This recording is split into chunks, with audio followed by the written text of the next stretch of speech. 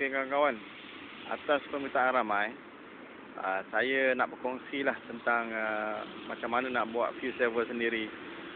Tapi hari ni agak bising sikit, harap ambil perhatian sikit lah. So ini kereta BMW 520 tahun 88-89 yang saya gunakan lah, 2.0 injection. Okey, ini contoh enjin BMW tadi. Okey, macam kereta ni dia ada satu ruang lubang vacuum sini yang tak digunakan lah. Jadi kita boleh gunakan lubang ni, ya, saluran ni untuk masukkan kita punya fuel saver.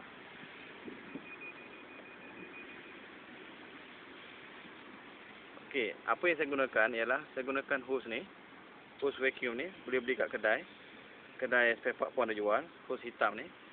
Dia harga dia kalau tak silap saya sekarang RM2.5 sekaki.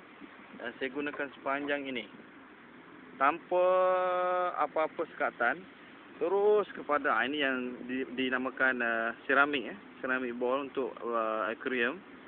Jangan beli yang murah-murah tu yang ada pasir, yang berbentuk pasir tu. Ini ceramik ni dia keras, keras, dia tidak boleh pecah dan dia boleh tahan lama lah. Dan nak letak benda ni biar jauh sikit daripada enjin. Okey, kalau boleh perhatikan jarak dia jauh daripada enjin. Tujuan dia untuk mengelakkan udara panas yang masuk. Sebab tujuan dia kita nak tambahkan udara, dan udara ni mestilah sejuk, tidak boleh panas. Kalau terlalu panas dia boleh mengurangkan oksigen dalam udara tadi, yang mana akan tidak mendatangkan banyak beza pada kenderaan lah. Okay, letakkan jauh sikit. Lokasinya terpulang pada kenderaan masing-masing lah. Tapi konsep dia biar jauh daripada kawasan enjin yang panas tadi.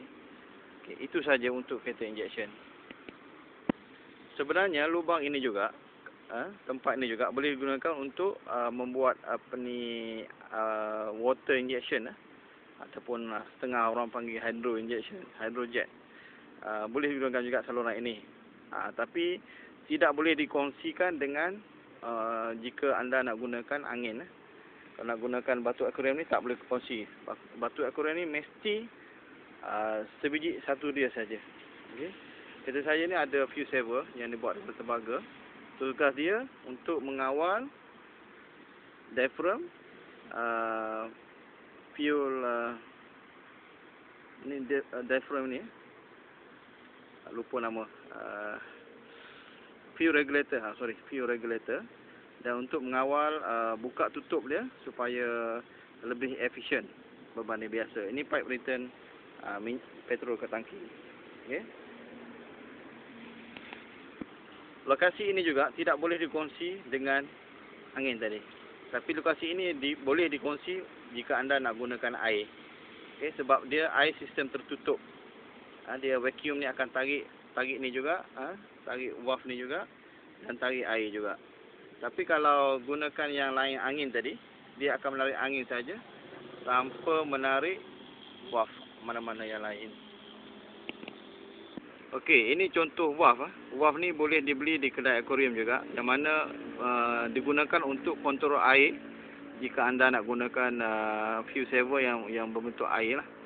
So nak buka dia tak boleh buka banyak lah.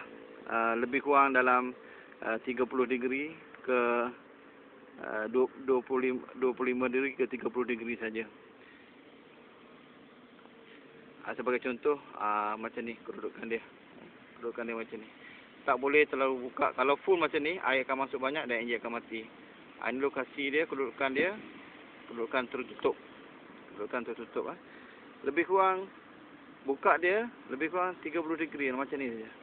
30 degree. Kalau banyak nanti, kalau macam ni pun banyak ni. Ini nanti enjin sebu. Okey.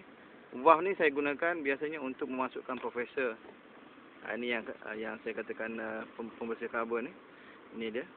Dan biasa saya gunakan untuk memasukkan compressor ni ke dalam enjin. Okey. Saya gunakan konsep yang sama. Cuma apabila menggunakan air sebagai penjimat petrol, valve tadi dibuka lebih kecil daripada semasa kita memasukkan compressor. Okey.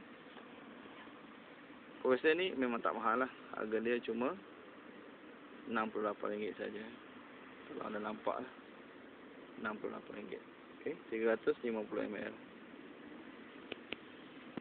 Dan untuk memastikan kereta sentiasa bagus, walaupun anda pakai fuel saver yang lain, pastikan karbon dibersihkan. Sebab kerak-kerak karbon dalam piston ni memang tinggi dan dia akan mengurangkan oksigen yang masuk ke dalam enjin. Dan apabila kurang oksigen, bermakna enjin kurang kuasa.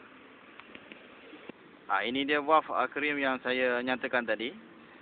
Kalau di kedai akuarium, boleh dibeli valve ini dengan harga antara RM2.5 ke RM3.5 bergantung pada lokasi tempat kedai. Dan beli yang satu saja, yang satu line, yang satu valve control.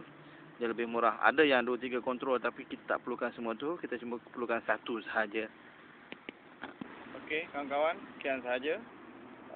Nampak tak muka saya ni? Tak pasti dah pula saya. Tapi kalau jumpa tegur-tegur lah. Okey, Assalamualaikum.